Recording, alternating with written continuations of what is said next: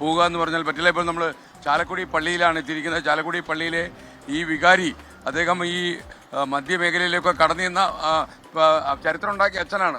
അതായത് ലഹരി സംഘങ്ങളെ മടയിൽ പോയി നേരിട്ട ചരിത്രമുണ്ട് അച്ഛന്. വിശ്വാസികളോടൊപ്പം. ഓക്കെ, വളരെ സന്തോഷം. ഫാദർ കീ, ഫാദർ കീ. അതിന്റെ പേരെന്താ? വർഗീസ് പാത്താടൻ. വർഗീസ് പാത്താടൻ.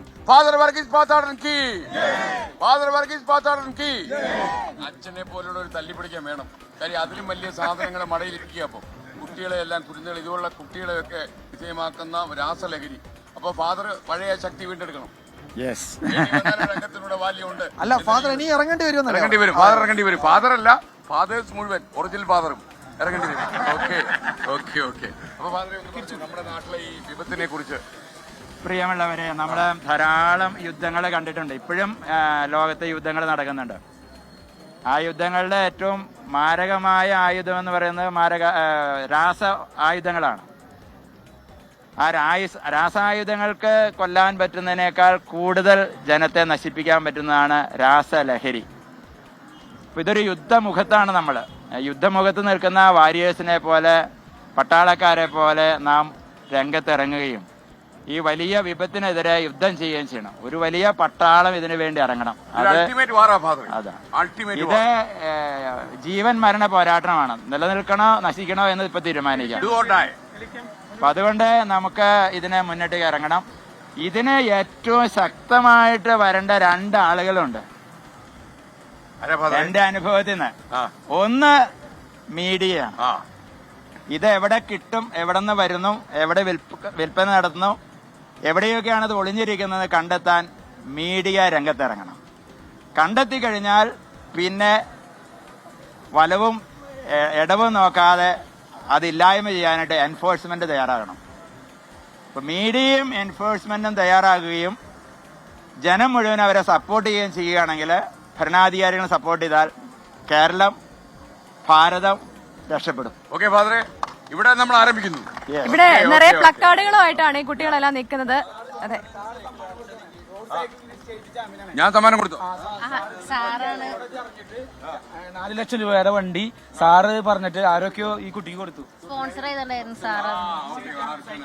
ഓക്കെ മോളെ, എനിക്ക് ഓർമ്മ. ഗുഡ് മോർണിംഗ് കേരളയില് ഓർമ്മയുണ്ട്. മോളിപ്പോ ഓക്കെ വണ്ടി ഓടിക്കുന്നുണ്ടല്ലോ. സൈക്കിൾ ഓക്കെ അല്ലേ? സൈക്കിൾ ഓക്കെ. ഫാദറെ, അങ്ങനെ ഒരു സംഭവം ഉണ്ടായി.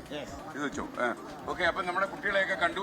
അപ്പൊ ഫാദർ ഈ പള്ളിയുടെ കാര്യം കൂടെ ഒന്ന് പറഞ്ഞാൽ. പള്ളി വിജയ, നമ്മുടെ പള്ളിയുടെ ഫൊറോന പള്ളി വളരെ പ്രസിദ്ധമായ പള്ളിയാണ്. ഇത് AD 600 സ്ഥാപിതമായ പള്ളിയാണ്. അപ്പൊ ഈ പ്രദേശത്ത് ഏറ്റവും പഴക്കമുള്ള പള്ളിയാണ്. പരിശുദ്ധ കന്യാമറിയത്തിന്റെ നാമത്തിലുള്ള പള്ളിയാണ്. കന്യാമറിയത്തിന്റെ പിറവിയുടെ നാമത്തിലുള്ള പള്ളിയാണ്. നേറ്റിവിറ്റി, ബർത്ത് ഓഫ് ജീസസ്, അതുപോലെ ബർത്ത് ഓഫ് മേരിയുടെ നാമത്തിലുള്ള പള്ളിയാണ്. സെപ്റ്റംബർ 8 ഈ മാതാവിന്റെ പിറവിയുടെ തിരുനാൾ ഇവിടെ ആഘോഷിക്കുന്നത്. അനേകായിരം പേര് വരികയും അത് നേർച്ച കൂട്ടുമൊക്കെ ആയിട്ട് ആഘോഷിക്കുന്ന വലിയ ഒരു തിരുനാളാണ്. അതുപോലെ തന്നെ ഫെബ്രുവരിയില് വിശുദ്ധ സെബസ്ത്യാനോസിന്റെ പെരുന്നാള് ഒരു ദേശീയ ഉത്സവമായിട്ട് മുനിസിപ്പാലിറ്റി അംഗീകരിക്കുകയും സംസ്ഥാന സർക്കാർ അംഗീകരിക്കുകയും ചെയ്തിട്ടുള്ള ഒരു ദേശീയ ഉത്സവം. 24 എല്ലാ പെരുന്നാളിനും വരണം, അടുത്ത പെരുന്നാളിന് മാത്രമല്ല. ഓക്കെ ഫാദറെ, ഒരു കാര്യം.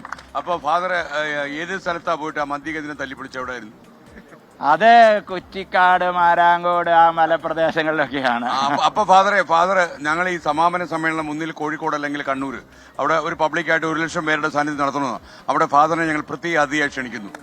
എവിടെയൊക്കെ തല്ലിപ്പൊടിക്കേണ്ടത് ലിസ്റ്റ് ഫാദർ എന്ന് പറയണം. ഓക്കെ ഓക്കെ ഫാദറെ, ഓക്കെ ഫാദറെ. വണ്ടിക്കൂലി ഫാദർ കൈ നിർത്തോളാം. ഓക്കെ അല്ലേ? പോരാട്ട വീര്യമാണ്. ഞങ്ങൾ കൊടുക്കും. 2 മൊഴി നമുക്ക് അവിടെ കേൾപ്പിക്കണം.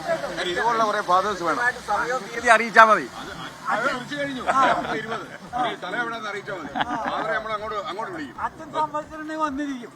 അപ്പൊ ഒരിക്കൽ കൂടി